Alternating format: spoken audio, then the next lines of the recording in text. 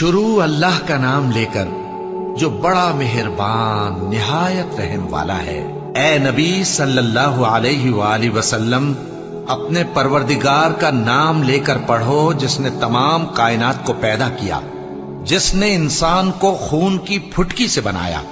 پڑھو اور تمہارا پروردگار بڑا کریم ہے، جس نے قلم کے ذریعے سے علم سکھایا اور انسان کو وہ باتیں سکھائیں جن کا اس کو علم نہ تھا۔ دیکھو یہ قرآن نصیحت ہے، بس جو چاہے اسے یاد رکھے، قابل ادب ورقوں میں لکھا ہوا، جو بلند مقام پر رکھے ہوئے اور پاک ہیں، ایسے لکھنے والوں کے ہاتھوں میں ہیں جو بلند مرتبہ اور نیکوکار ہیں۔ یہ کوئی معمولی کلام نہیں، بلکہ یہ قرآن عظیم الشان ہے، لوح محفوظ میں لکھا ہوا۔ بے شک یہ قرآن اس فرشتہ عالی مقام کا سنایا ہوا پیغام ہے جو صاحب قوت ہے، مالک عرش کے ہاں اونچے درجے والا ہے، سردار ہے، ساتھ ہی امانت دار۔